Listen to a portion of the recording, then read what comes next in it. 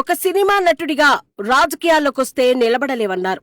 ఇప్పుడు ఆ విమర్శలన్నింటినీ పటాపంచలు చేస్తూ రాజకీయ వ్యూహకర్తగా ఒక ప్రభంజనం సృష్టించి పాలనాధ్యక్షుడిగా సరికొత్త రికార్డులు సృష్టిస్తున్నారు AP deputy CM Pawan Kalyan. 2024 ఎన్నికలకు ముందు ఆయన వేసిన రాజకీయ ఎత్తుగడలు ఎంతటి విజయాన్ని ఇచ్చాయో మనందరికీ తెలుసు.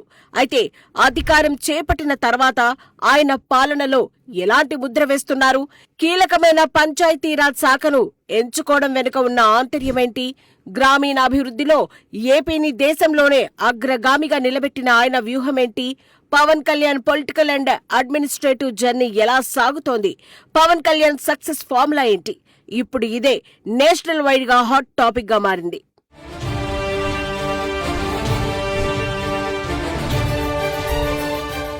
రెండు 2024 సార్వత్రిక ఎన్నికలకు ముందు ఆంధ్రప్రదేశ్ రాజకీయ ముఖ చిత్రం గందరగోళంగా ఉంది. ఆ సమయంలో పవన్ కళ్యాణ్ తీసుకున్న ఒకే ఒక్క నిర్ణయం చరిత్రను తిరగరాసింది.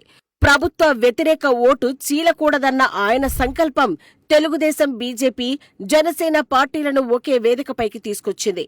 సీట్ల పంపకంలో ఒక అడుగు తగ్గి మిత్రధర్మాన్ని పాటించి కూటమి అధికారంలోకి రావడంలో ఆయన కీలక పాత్ర పోషించారు. కింగ్ మేకర్ గా మాత్రమే కాదు, తానే ఒక కింగ్ అని నిరూపించుకున్నారు. అయితే వ్యూహాలు రచించడం వరకు ఓకే, మరి పాలనలో ఎలా ఉంటారు అన్న సందేహాలు అప్పట్లో చాలా మందికి ఉండేవి. కానీ డిప్యూటీ సీఎంగా బాధ్యతలు చేపట్టిన నాటి నుంచి పవన్ తనదైన శైలిలో సమాధానం చెప్తూ దూసుకెళ్తున్నారు.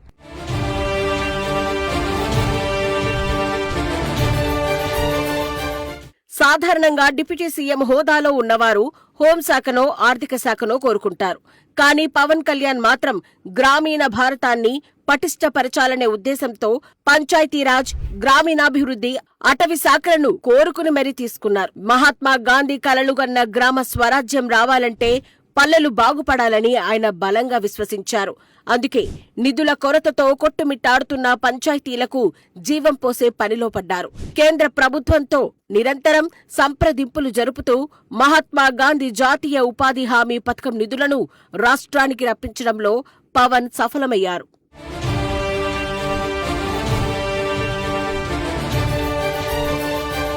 పవన్ కళ్యాణ్ కృషికి నిదర్శనమే ఇప్పుడు జాతీయ స్థాయిలో ఆంధ్రప్రదేశ్కు దక్కిన గుర్తింపు. కూటమి ప్రభుత్వం అధికారంలోకి రాకముందు గ్రామీణాభివృద్ధిలో, ఉపాధి హామీ పనుల అమలులో ఏపీ 23వ స్థానంలో ఉండేది. కానీ పవన్ కళ్యాణ్ పగ్గాలు చేపట్టిన అతి తక్కువ సమయంలోనే రాష్ట్రం 1వ స్థానానికి ఎగబాకింది. ఇది సాధారణ విషయం కాదు. కూటమి ప్రభుత్వం చేపట్టిన పల్లె పండుగ కార్యక్రమం ద్వారా ఒకేసారి 30,000 గ్రామ పంచాయతీలలో 4,500 కోట్ల రూపాయల విలువైన పనులకు శ్రీకారం చుట్టడం ఒక చరిత్ర. సిమెంట్ రోడ్లు, డ్రైనేజీలు, మంచినీటి సౌకర్యాలు, ఇలా పల్లెల రూపురేఖలు మారుతున్నాయి. నిధులు కేటాయించడమే కాదు, అవి పక్కదారి పట్టకుండా డిజిటల్ మానిటరింగ్ వ్యవస్థను కూడా పవన్ పటిష్టం చేశారు. దీని కొనసాగింపుగా ఇప్పుడు పల్లె పండుగ 2.0లో ఏకంగా 6,700 కోట్లతో 53,000కు పైగా పనులకు శ్రీకారం చుట్టారు.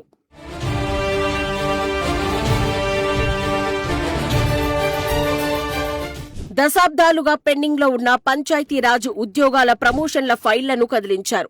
అవినీతి, రాజకీయ జోక్యం లేకుండా కేవలం ప్రతిభ, సీనియారిటీ ప్రాతిపదికన 10,000కు పైగా ఉద్యోగులకు పదోన్నతులు కల్పించి యంత్రాంగంలో కొత్త ఉత్సాహాన్ని నింపారు. రాష్ట్రానికి 5 జిల్లాల పరిధిలో నీటి ఎద్దడిని నివారించేందుకు అమరజీవి జలధారలు కార్యక్రమాన్ని చేపట్టారు.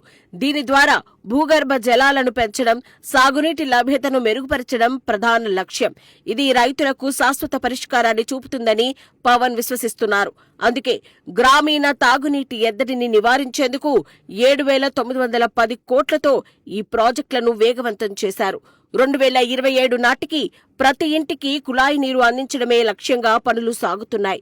వన్యప్రాణి సంరక్షణలో భాగంగా హనుమాన్ ప్రాజెక్టును ప్రతిష్టాత్మకంగా తీసుకున్నారు. ముఖ్యంగా ఏనుగుల బెడదను నివారించేందుకు కుంకి ఏనుగులను ఏఐ టెక్నాలజీని వాడుతున్నారు. మానవ వన్యప్రాణి సంఘర్షణలకు చెక్ పెట్టేలా చర్యలు తీసుకుంటున్నారు. ఇవే కాకుండా పారిశుద్ధ్యం కోసం స్వచ్ఛరథం, మురుగునీటి నిర్వహణకు మ్యాజిక్ డ్రైన్స్ వంటి వినూత్న కార్యక్రమాలను ప్రవేశపెట్టారు.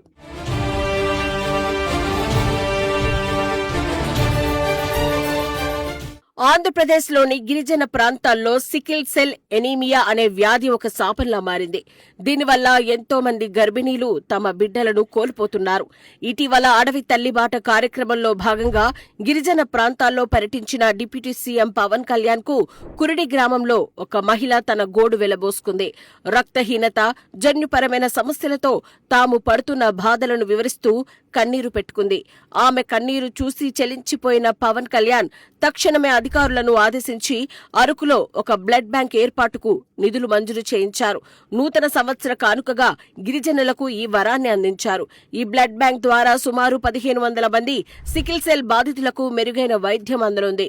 గత పాలకులు గిరిజన ప్రాంతాల్లో రోడ్లు, భవనాల లెక్కలు చూసుకున్నారు తప్ప ఇలాంటి ప్రాణావసరమైన సమస్యలను పెద్దగా పట్టించుకోలేదనే విమర్శలు ఉన్నాయి. కానీ పవన్ కళ్యాణ్ మాత్రం హ్యూమన్ గవర్నెన్స్ అంటే ఏంటో చేసి చూపించారు. కేవలం బ్లడ్ బ్యాంక్ మాత్రమే కాదు, అడవి తల్లి బాట ద్వారా మారుమూల గిరిజన గ్రామాలకు రోడ్లు, తాగునీరు, విద్యుత్ వంటి కనీస సౌకర్యాలను కల్పిస్తున్నారు. డోలీ మూతలతో ఆస్పత్రులకు వెళ్లే దుస్థితిని రూపుమాపేందుకు 1000 కోట్లతో రోడ్ల నిర్మాణానికి శ్రీకారం చుట్టారు. ఒక సామాన్యుడి కష్టం తెలిసిన నాయకుడిగా పవన్ తీసుకుంటున్న ఈ నిర్ణయాలపై అటు ప్రజలు, ఇటు విశ్లేషకులు ప్రశంసల వర్షం కురిపిస్తున్నారు. ఫైళ్ల కంటే ప్రాణాలే మిన్న అని నమ్మే పవన్ కళ్యాణ్ పాలన గిరిజనుల జీవితాల్లో కొత్త వెలుగులు నింపుతోంది.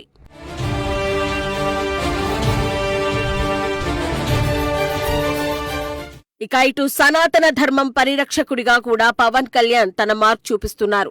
ముఖ్యంగా జనసేన పార్టీలో ప్రత్యేక విభాగాన్ని ప్రారంభించడం, సనాతన ధర్మ పరిరక్షణ బోర్డు ఏర్పాటు చేయాలని డిమాండ్ చేయడం, హైందవ సాంప్రదాయాలు, విలువలను కాపాడాలని పిలుపునివ్వడం ద్వారా తన రాజకీయాల్లో ఈ అంశాన్ని ప్రధానంగా తీసుకుంటున్నారు. దీనికి మద్దతుగా పలు పోస్టులు, ప్రకటనలు చేస్తున్నారు. నవంబర్ 2024లో పవన్ కళ్యాణ్ జనసేన పార్టీలో సనాతన ధర్మ పరిరక్షణ విభాగాన్ని ప్రారంభించారు. సనాతన ధర్మ పరిరక్షణకు జాతీయ, రాష్ట్ర స్థాయిలో బోర్డు ఏర్పాటు చేయాలని, లౌకికవాదాన్ని కాపాడుతూనే హైందవ సంప్రదాయాలకు రక్షణ కల్పించాలని ఆయన డిమాండ్ చేశారు. సోషల్ మీడియాలో ఎక్స్ అకౌంట్ ద్వారా, ఫేస్బుక్ పేజీల ద్వారా సనాతన ధర్మం, హిందూ సంప్రదాయాల ప్రాముఖ్యతను నొక్కి చెబుతూ పోస్టులు చేస్తున్నారు. ఒక ఉప ముఖ్యమంత్రిగా ఆయన ఈ అంశానికి ప్రభుత్వ స్థాయిలో ప్రాధాన్యత ఇస్తున్నారు. దేవాలయాల రక్షణ, ఆధ్యాత్మిక విలువలను ప్రోత్సహించడంపై దృష్టి పెడుతున్నారు. తాజాగా తెలంగాణలో కొండగట్టు ఆలయానికి టీటీడీ నిధులను ఇప్పించి ఆలయ అభివృద్ధికి తనవంతు కృషి చేస్తున్నారు.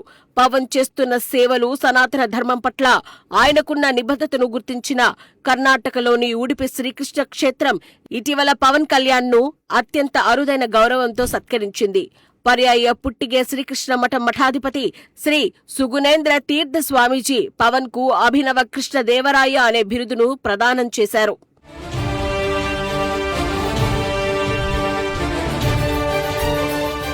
రాజకీయాల్లో విలువలు ఉంటాయని, ఇచ్చిన మాటకు కట్టుబడి ఉండాలని డిప్యూటీ సీఎం చేతల్లో చూపించారు. శాసనసభలో ఆయన ప్రవర్తన, సీనియర్లకు ఇచ్చే గౌరవం, ప్రత్యర్థుల విమర్శలను తిప్పికొట్టే విధానం ఆయనలోని పరిణితి చెందిన రాజకీయవేత్తను ఆవిష్కరిస్తున్నాయి. మొత్తానికి రాజకీయాల్లోకి వచ్చిన అతి తక్కువ కాలంలోనే అటు పార్టీని బలోపేతం చేసుకుంటూ, ఇటు ప్రభుత్వంలో కీలక పాత్ర పోషిస్తూ పవన్ కళ్యాణ్ డబుల్ సక్సెస్ సాధించారు. కేవలం మాటల మనిషిగానే కాకుండా చేతల మనిషిగా, సమర్థవంతమైన పాలకుడిగా ప్రజల మనసు గెలుచుకుంటూ రాజకీయాల్లోనూ పవర్ స్టార్ గా నిలుస్తున్నారు. రాబోయే రోజుల్లో ఆయన ఇంకెన్ని సంచలనాలు సృష్టిస్తారో వేచి చూడాలి.